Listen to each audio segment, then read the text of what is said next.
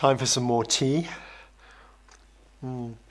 So another great cause of depression is this image of perfection that we have in our mind. It's as if we have a judge in our mind who has an image of the perfect us that we can never ever live up to, no matter what we do. And every moment it's unfolding the way it wants to unfold. It's beyond our control.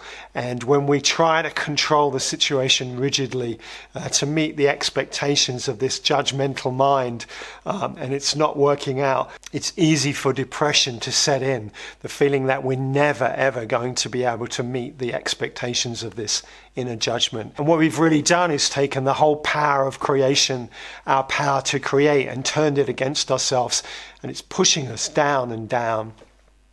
So the first thing that I had to do was really stop empowering this judge and to stop believing in it, to start to see what it was doing and to start to see how unreasonable and impossible to meet the expectations of my judge were. And that's a judge that's been created through childhood, been created through the expectations of parents and teachers and people who expected you or me to operate as this perfect being, to meet their definition of perfection. Obviously, we're already perfect, but meeting somebody else's definition of perfection is impossible. It's never going to happen. It's never going to happen. And when we become so harsh and so pushing of ourselves to meet those expectations, life can become pretty damn miserable. And for me, when it had been miserable for long enough, I didn't want to play the game anymore. Another part of the depression story is having expectations, having set goals that we're unable to meet. When life doesn't work out the way that we planned, that we wanted to, that we've struggled, that we've forced to have happen, you can fall into depression quite easily. And I've certainly had that experience. I had a business that I'd worked on for years in the UK that finally was financially unsuccessful, and I had to close it.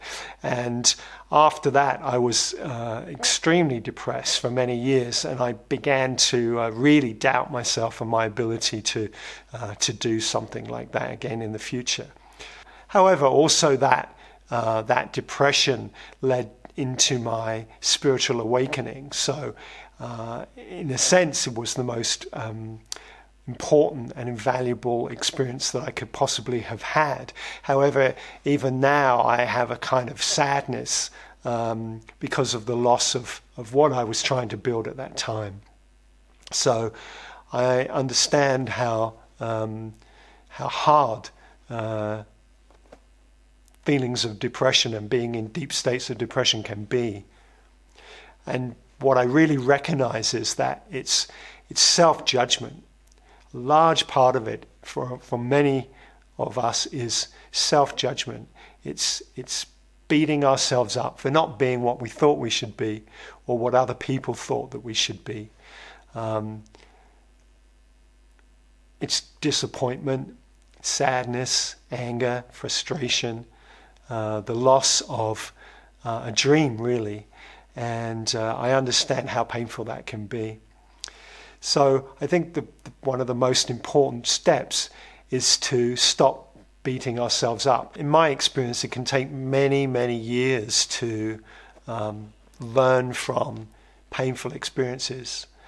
And whenever I'm gathering new wisdom now, many years later, I take it back to that earlier version of myself, and in order to transform a lot of the self-abuse that I created out of that situation.